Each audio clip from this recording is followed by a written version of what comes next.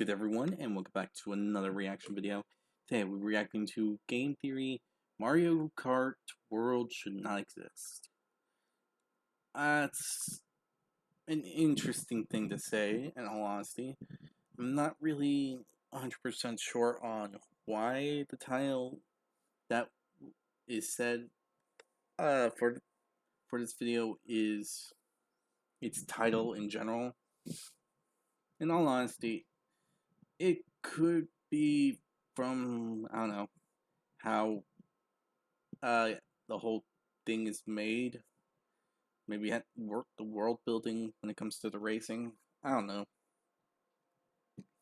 Maybe there's a campaign mode that I don't know about and it doesn't make sense. I can't say for sure.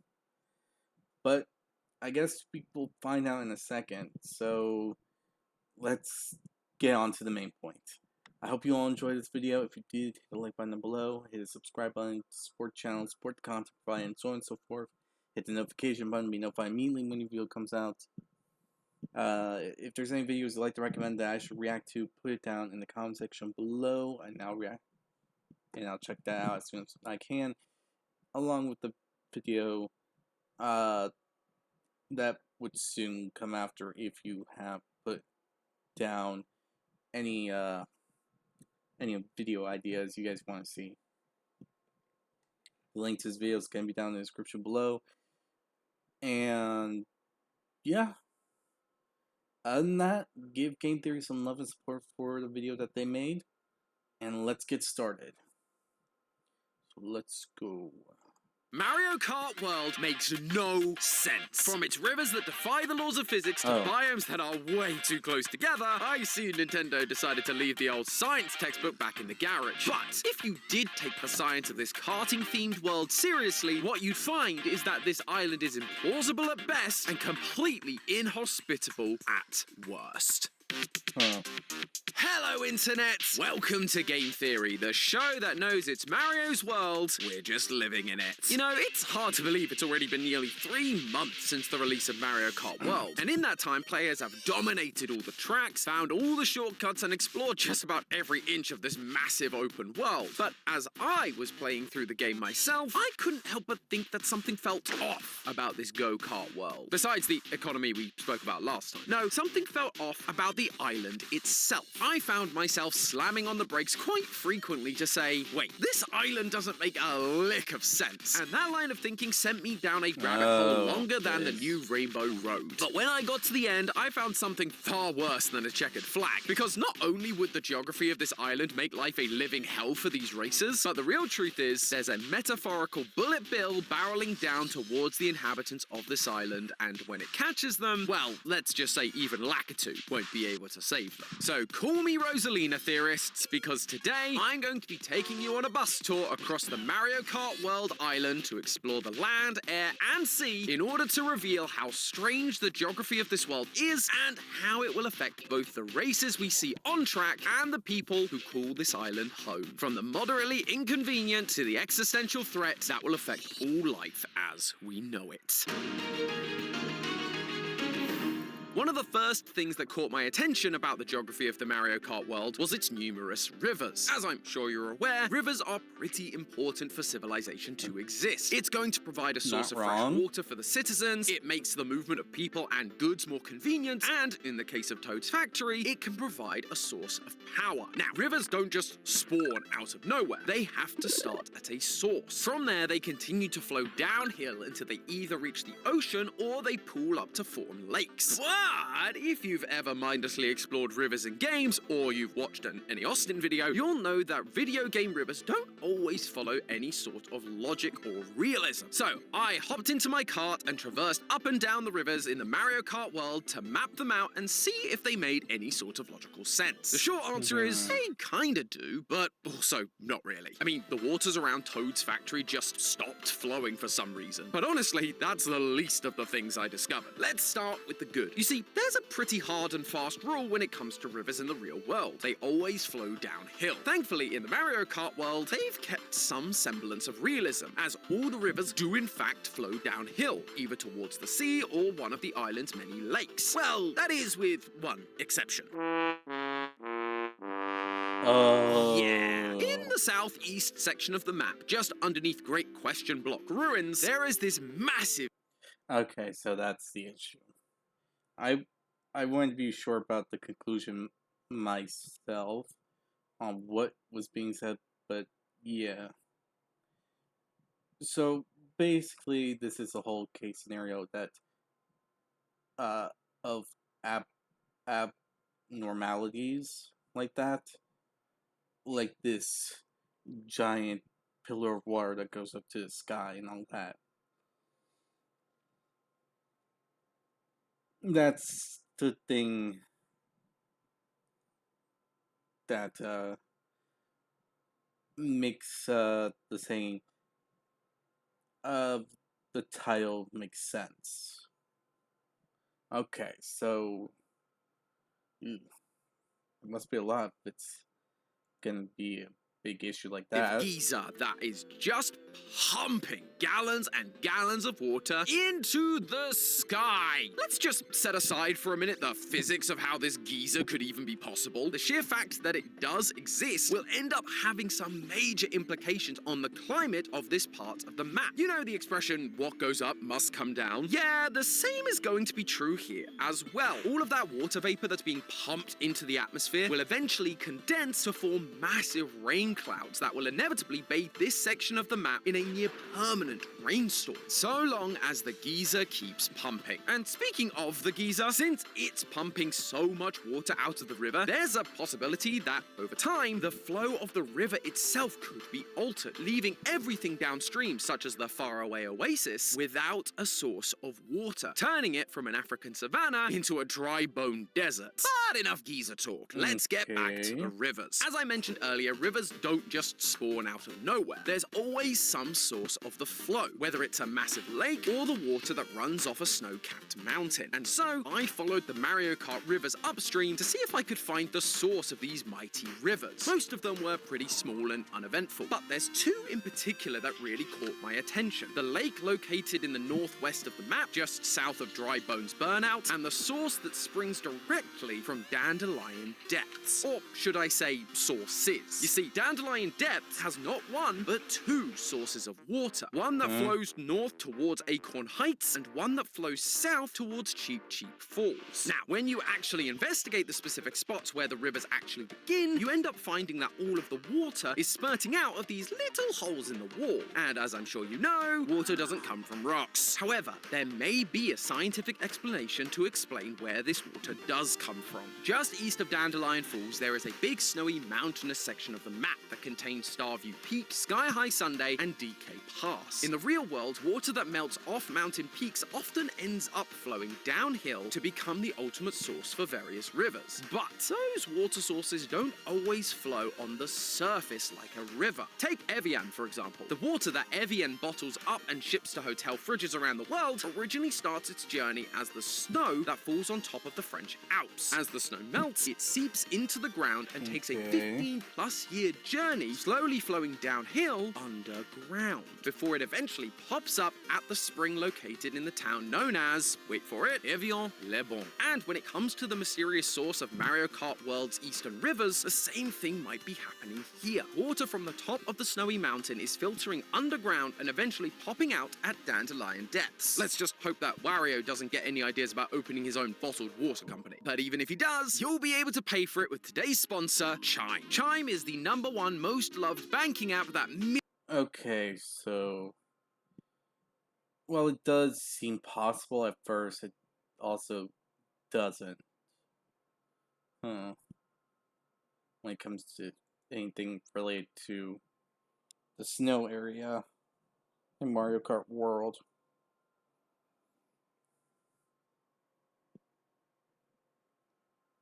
Thanks again to Chime for sponsoring this video, but now let's head on back to the Mario Kart world and its perfect underground water filtration system. Well, I say that. It may be perfect in Dandelion Depths, but that same process is not what's happening in the northwest. There isn't any snow on the mountains around Bowser's Castle, you know, because active volcano. But assuming the temperatures around there aren't near the boiling point of water, rain can fall onto that mountain and, if it isn't swallowed up by the lava, fall into a lake just just south of Dry Bones Burnout. The water from that lake eventually splits in twain, flowing northeast towards Acorn Heights and south towards Toad's Factory and eventually Crown City. And that sort of leads into my main problem with the rivers of Mario Kart World. They split more times than a banana in an ice cream sundae. Despite what Mario Kart and many a fantasy map would have you believe, rivers don't usually split into two. This is because not only does water flow downhill, but it also follows the path of least resistance. Therefore, if a river did attempt to split, the water would ultimately choose to flow in whichever direction gets it to the ocean with the least effort. So, in order for the river to truly split in two, both sides would have to provide equally easy paths out to sea. That's not to say that rivers never split. River deltas like the mouth of the Mississippi are able to split off since their land is relatively flat, thus providing multiple easy paths to the ocean. The Hase River in Germany splits east to west into the Hase and Elze rivers. And there are actually a few big examples of rivers bifurcating in North America. But these are the exception, not the rule. So the fact that Mario Kart's rivers have more forks in them than the Luncheon Kingdom is certainly unusual. And even when these splits do occur, they don't tend to stick around for very long, which may end up having serious consequences for the residents of the Mario Kart world. You see, as sediment builds up in the rivers over time, one path of the split can end up being clogged, leading to that half of the river being dammed and thus cutting off the water supply downstream. In Dandelion Depths, if the river stopped flowing south, that would cut off water not only for Cheep Cheep Falls, but also the canals of Salty Salty Speedway, this world's version of Venice. In the west, things would be even more dire. If the Dry Bones Burnout Lake suddenly stopped dumping water to the south, not only would Toad's Factory's source of power be gone, but so would the fresh water supply for all of Crown City. Yeah, I wouldn't want to leave the fate of my city's water supply up to a coin flip. And we're just getting started. There's even more potential risks coming from the skies above. One of the first things you might have noticed when taking a bird's eye view of the Mario Kart island is just how many different biomes are crammed into one small area. Generally speaking, biomes are large swaths of land that get the same amount of rain and sun, as well as having a similar collection of plants and animals. And when I say large, I do mean large, sometimes spanning entire continents. Now, that obviously creates a problem for developers who want to set their game on tiny islands, but still have multiple diverse biomes for players to explore. Normally, game devs just decide to forego scientific realism in the name of fun, and Nintendo was no exception. From up here, we can see Mario Kart World has a wasteland, a forest, a swamp, a savanna, a tundra, 2 deserts. You get the point. Not realistic, but it's a video game. However, while having this many biomes packed so tightly together may not be true to life, that's not to say that the placement of some of these biomes doesn't make some bit of scientific sense. At first, it might seem strange that there would even be a desert on a presumably tropical island, but it turns out this is possible thanks to a little help from the wind. When you have mountains located right along the coastline, things can get pretty weird. As the cool ocean breeze comes rolling in from the sea, it comes into contact with the mountain and the wind is deflected up, bringing with it all the moisture from the sea. That moisture ends up condensing into clouds and leading to rain falling on the side of the mountain closest to the wind, aka the windward side. But as we've said before, what goes up must come down, and that wind, now devoid of all of its moisture, falls on the opposite side of the mountain, aka the leeward side, bringing with it warm, dry air, like a desert. This is why in the US, California can be comfortable and sometimes rainy, while just over the Sierra Nevada mountains, you have a dry, barren desert. The mountain sort of blocks the rain from getting to the leeward side of the mountain, hence why it is known as the rain shadow effect. Now, let's apply that to our island in Mario Kart. If the wind is coming from the north or northeast, the mountain where we find Bowser's castle will block the rain from getting to the leeward side, leading to the formation of the 2 deserts we see in the game.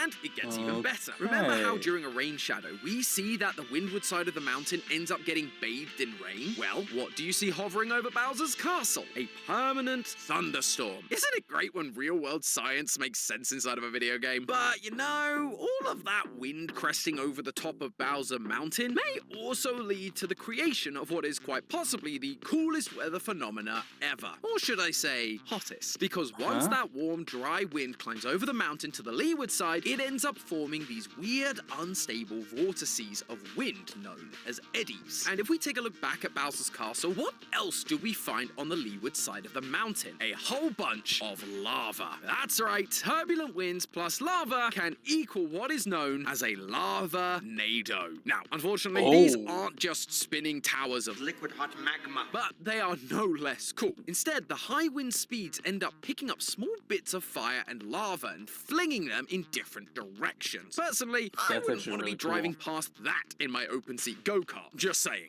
And there's still one more way that these not-so-gentle breezes will turn this island upside down. But in order to understand it, I kind of need to go back a bit and explain exactly what wind is. I know that might sound like a simple thing, but the science behind it is actually quite fascinating. The secret to understanding wind comes down to pressure. Pushing down on me. Sorry. You can think of pressure as the amount of air molecules in a given space. The more air molecules, the higher the pressure. But here's the thing. Nature, it doesn't like it when high and low pressure areas are next to each other. When that happens, the air from the high pressure area moves over to the area of low pressure until the two sides are balanced out. Now, imagine you're standing in a field and on your left is an area of high pressure and on your right an area of low pressure. The high pressure air on your left is going to flow over to the right until the two sides are equal. Now, if you're standing in the middle of these two sides, what are you going to feel? Bada bing, bada boom, you've just learnt what wind is. But what does that have to do with Mario Kart World? Well, as it turns out, deserts, like those found in the southwest portion of the map, happen to be areas of high pressure. And so, when you put those high pressure deserts next to, say, a low pressure temperature area like Crown City, you're going to have a semi-permanent gust blowing air and sand towards the citizens of Crown City. And those winds can be no joke. For a real-world example, look no further than the Santa Ana winds. During the fall in the US, high air pressure builds up over the Great Basin and Upper Mojave Desert. This causes air to flow down towards the low-pressure areas of Southern California, leading to large gusts of wind that can last for several days, even a few weeks. And it was these same Santa Ana winds that were partially responsible for exasperating the devastating wildfires in California earlier this year. So, yeah, hot deserts located that close to other biomes, not ideal. But it's our final section where things go from sort of inconvenient to a straight-up crisis. I've alluded to the fact that So, the way the biomes are made and positioned, it kind of makes sense. But because of other factors, it also makes it impossible to be there. So, basically, parts that should not exist. But in the most basic of ways, it also works perfectly. If I'm understanding this correctly. So, yeah, that's... that this island is small plenty of times already. But how small is it exactly? Well, the answer actually comes not from pixel measurements or from even really the map itself. It's Mario's kart. You see, the formula for speed is speed equals distance over time. Therefore, if I take Mario and drive him across a stretch of road of an unknown length, as long as I know Mario's speed and the time it takes me to cross, I can figure out the distance of any road in the game. Once I do that, I can scale it up from there, and thankfully, we already have a solution for this. Years ago at this point, we did an episode on just how deadly the karts in Mario Kart 8 were, and we calculated that they traveled at approximately 80 miles per hour or 129 kilometers per hour at top speed on 150cc. And with the things we used to measure that speed, the finish line squares, being the same scale in Mario Kart World, we now have everything we need to figure out just how big this supposed world actually is. I found this stretch of perfectly flat and straight land outside of the Mario Bros circuit. And I timed myself traveling the entire length at full speed on 150cc. Over the course of 3 attempts, it took me on average 17.16 seconds to complete my trek. And so plugging our numbers into speed equals distance over time, we get that the length of this section of the map is 0.3791 miles, or 0.6101 kilometers. Scaling that up, we get the width of the entire Mario Kart World Island to be just 8.21 miles across. Doing the same for the north and south length, we get the total area of Mario Kart World, including the Kartable Bay to the south, to be, get this, 62.7 square miles, Is or that 162 square kilometers. That makes Mario Kart World just slightly smaller than Washington, D.C. I know the people Wait, of what? D.C. think they're the whole world, but that's still pretty tiny for a Mario Kart world. Even compared to other islands, it's pretty puny. Just 1/64th the size of the big island of Hawaii. And you know what? This ends up being the final death knell for the residents of Mario Kart World Island. Why? Because tiny islands come with huge problems, namely the lack of food. People need to eat, and in order to make the food people need to survive, you need land, something that this island is severely lacking. According to a study published in the journal Elementa, the typical American needs around 2.67 acres of land in order to feed themselves on their current diet for a year. Based on that math, that means that only around 15,000 people could survive on the island, and that's assuming you're using the entire island for farming, including the bay. In reality, between the wasteland, the deserts, and the tundra, only around 1/3 of the land is really usable for farming. The trouble is, Crown City is based on San Francisco, which has a population of nearly 830,000 on its own. Moo Meadows is going to have to be working overtime, even if we assume I mean, they're not wrong, sadly. The amount... Okay, there is a bit less, so... the best case scenario where everyone on the island is doing a completely vegan diet, which only requires 0.32 acres of land per year. At best, we can feed around 42,000 people, which is just nowhere near enough. Forget rivers drying up, lava-nados, or even a freaking karting tournament. Without food, no one's gonna be making it to the finish line. But hey, that's just a theory. A game theory! Thanks for watching. World premiere on Game Theory. Mario Kart World. So, basically, what's going on here is that, well, the rivers are kind of a bit, messy. They're somewhat okay.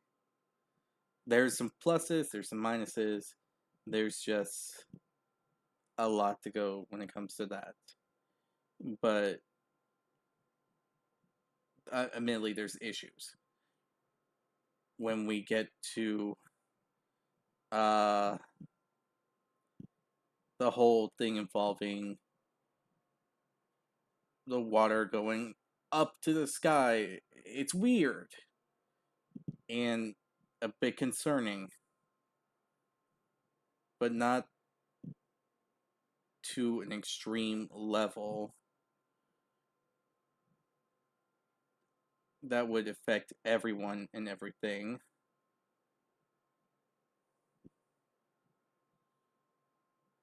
But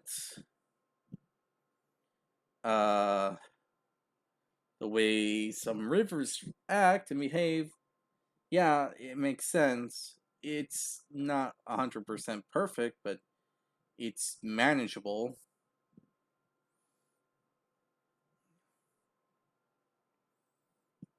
And then we get to the part where rain and wind flows from, and the geography on where of the biomes around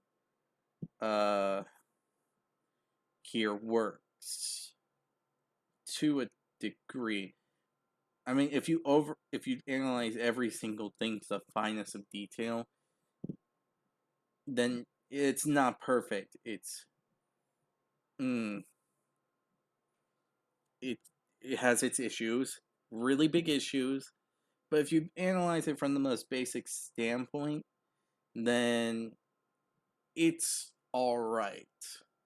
It makes sense. It fits what it needs to, and all this other stuff. But for a grand, uh,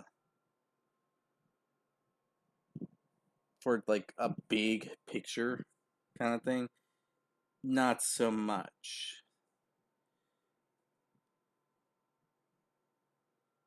But it still kind of works. So, yeah. Hmm. Eh. But the thing that makes it like what proves this theory right is the big detail on how big an island this island is. It it's it is the equivalent of a small island. And that's honestly terrible from what is being said about the facts that are given. Like, uh, like being like what it says here.